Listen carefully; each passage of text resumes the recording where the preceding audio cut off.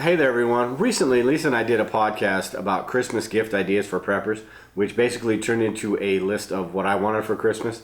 She had some ideas too as well. But in that podcast we talked about this conflicted the game, and I recently got this in the mail, so I wanted to go over that a little bit. This is deck number 7, the financial collapse deck, and they have, like I said, they have 7 decks. Deck 5 was the desolation deck, and we actually submitted a question to that. And what they did with that deck is they asked a bunch of bloggers in the preparedness community and other people to submit questions, and that's what that deck is made of. So we have a question in that one.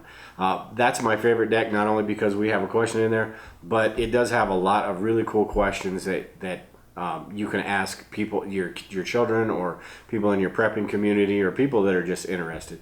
And that's kind of what I wanted to go over with this. Is it's not really just a game, and I know there's some opinions that say this is kind of gimmicky, and some opinions that really like it. I agree with both sides. I personally like it though. We've actually used this on our Facebook group, and people post questions, and you get different answers and you get different ideas.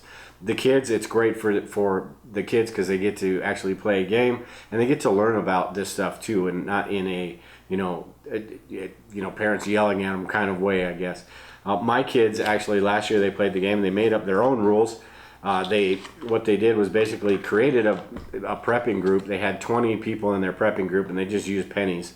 And anytime that they would vote the same way as this, but they would lose a certain amount of people in their group as they played the game if they didn't get the best answer or they voted the wrong answer. I'm not sure the exact rules, and anyway, the person that lost all their prepping group died basically, would lose the game, and it would go down to the final person. But in this deck, they have the rules here that you just shuffle the deck and you put the deck in the middle of the table, and then the first player reads a card and each player gives their answer, and then the person with the best answer is voted around the table. The person with the best answer gets 1 point, and that goes on as long as you want. The person with the most points win. While this, like I said, it's a game, but it's really not a game because it can be a learning tool. If you are sitting with your children, they can learn some things. If you've got a prepping group and you want to pose different questions and see where everybody stands on that and what they would do. Like I said, in the Facebook group, we ask these questions and you get some ideas.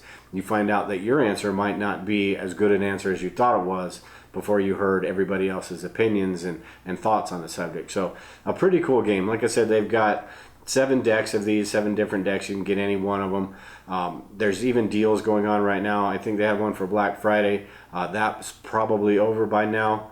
But I'm sure there's going to be some for Christmas as well, and I think there's even a deal where you can get all 7 decks for a certain price. So pretty cool little cards though.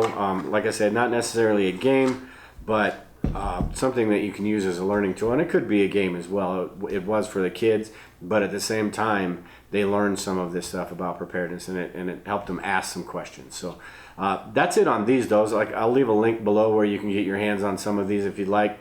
But that's it with this video, and we'll talk to everybody later.